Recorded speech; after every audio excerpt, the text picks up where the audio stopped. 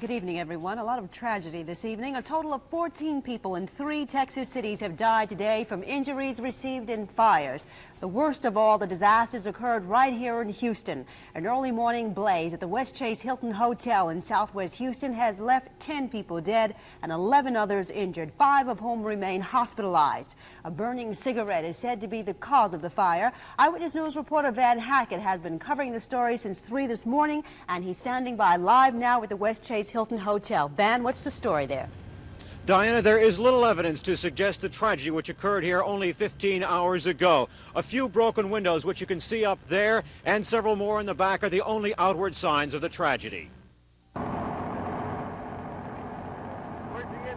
Houston Fire Department received the first call at 2:28 this morning. The first company arrived at the hotel 2 minutes later. The second alarm was called 5 minutes after that, and within a short time it had become a 4-alarm fire, being fought by 200 personnel using 60 pieces of equipment. The blaze was contained to one room, 404, but the heat was very intense, indicating it had smoldered for some time. Later examination disclosed the room and all of its contents were incinerated, and even the sheetrock walls were cracked by the intense heat. In the meantime, dense black poisonous smoke billowed out, engulfing the entire 4th floor and seeping upwards. There was no signs, no warning, no alarm, no phone call, no nothing. A lot of people yelling, screaming. Went back to the phone and rang downstairs again. At that point, I did get somebody downstairs answered. I asked him if it was safe to go out into the hall. He said, oh yes, it's plenty safe to go in the hall. So with that kind of reassurance, I decided, well, let's open the door and see what's happening. I did open the door, looked out into a pitch black hall. Absolutely no firelights at all in that hotel. All of the dead were staying in rooms on the 4th floor. 4 members of the Espanol family, including one little boy about 7 or 8, died in room 411. One fireman carrying the child's lifeless body to an ambulance suddenly realized the boy was dead. With tears in his eyes, he turned and gently laid the child on the ground with the rest of the dead. Roland Pabst, his wife Seal, and their sons, 4.5-year-old Roland Jr. and 2.5-year-old Jonathan, had come to Houston from New Orleans for a wedding. They were in the room across the hall from the fire, and they all perished. I'm just really concerned about that child over there. He's 4 years old and waiting for his parents. Did you know the child? No. Did you see him earlier this evening? Yes. What was the child doing? Screaming. Screaming when they brought him out of the building. And now he's dead.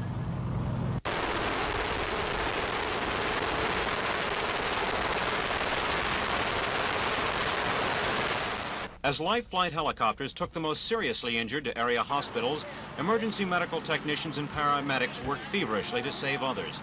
Volunteers in everything from business suits to bathrobes helped them out. A Beaumont doctor staying at the Hilton credited them and the fire department with quick, efficient work. Very quickly. I mean, they did a great job, and the paramedics did a great job out there, too. All guests staying at the Westchase Hilton have been moved to the Adams Mark Hotel, and cleanup already has begun. Hotel officials hope to be able to open again by the middle of next week, but the entire 4th floor is apt to be cordoned off for some time. A cigarette helplessly discarded in an overstuffed chair in room 404 is being blamed for the fire. A cook at the Santa Fe, New Mexico Hilton, Scott Peterson, was registered in the room, but arson investigators say no charges have been filed against him or several friends staying with him. Apparently they'd been in there and had been having a party of sorts, and that's about all I can say at this point. There was, I understand, Mr. Peterson and another person and possibly 2 ladies in the room. The full list of those who died in this morning's fire has just been released. It includes the Roland Pabst family of Metairie, Louisiana, as we mentioned earlier. Roland Pabst, 36 years old, his 30-year-old wife, Cecile, and their 2 sons, their young sons, Roland Jr., 4.5, Jonathan, 2.5. The Espanol family from Houston, who was living at the Hilton, awaiting transfer to Venezuela, where the father, 46-year-old Hernando, was to work for Gulf Oil. His wife, Isabel, 35, their 2 daughters, Adrina, 13, and 21-year-old Sonia, and Mrs. Espanol's 65-year-old mother, Isabel, also killed in the fire, was 36-year-old Susan Ilvento from Dallas. The family of four which perished in this morning's blaze, the Pabst family, Roland and his wife Cecile, their two young sons, were here, as we said earlier, to attend a wedding. Eyewitness News reporter Tom Dickerson followed up on the wedding party, many of whom stayed here at the Westchase Hilton last night. This is the church where the wedding the Pabst family was scheduled to attend will take place. Attempts to talk to members of the wedding party today on camera were unsuccessful. However, I was told that the wedding will take place in spite of last night's tragedy at the Westchase Hilton, where most of the wedding party was staying. The Pabsts, Roland and Cecile, and their two small sons, 4-year-old Roland Chuck and 2-year-old Jonathan, were staying in room 407 of the Westchase Hilton, directly across from room 404, the room where the fire started. Ironically, their room and the articles found in it appear remarkably undisturbed. The medical examiner told me earlier today that most of the victims died in their sleep. One unidentified member of the wedding party, a close friend of the Pabst family, told me, despite the wedding, we all feel terrible and a great sense of loss. Tom Dickerson, Eyewitness News. The names of the 5 victims who were hospitalized this morning have also just been released, and they include 23-year-old Byram Dingman of Montana. He is listed in critical condition. 75-year-old Edith Anderson from Pennsylvania in stable condition. 30-year-old Patrick Belmont of Paris listed in critical condition. 27-year-old Dr. Joseph Ilvento of Dallas in serious condition. Pearl Draker, her age is unknown. She is in fair condition. One critical question which has arisen is, did the hotel's smoke and fire alarm systems work properly? Alma Barrera investigated that. Smoke detectors are supposed to go off at the slightest sign of smoke, heat, or fire in a building.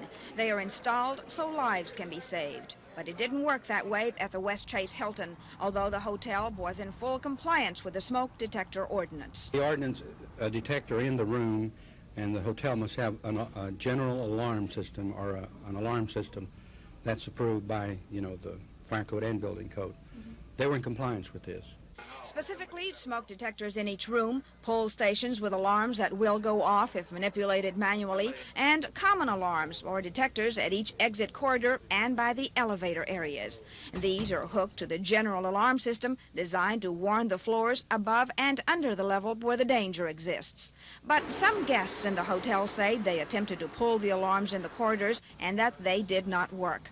Others say they heard only faint alarms, but only after the 4th floor was filled with thick black smoke. And still others say they heard nothing. There was no alarm, that I know of, none.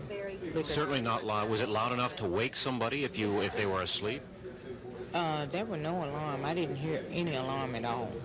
Ever so often, for a few seconds, a little dinky sounding fire alarm would go off, but it wouldn't wake anybody up if they weren't already awake. It was like a very weak alarm clock.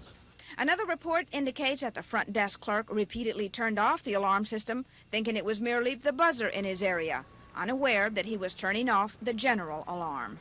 He was not aware that he was actually interfering with the sequence that would have sounded the alarm 2 minutes later on 3 floors.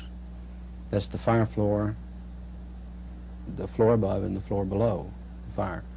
There is still too much confusion and too many conflicting reports about what alarms and detectors were working and what guests heard and didn't hear.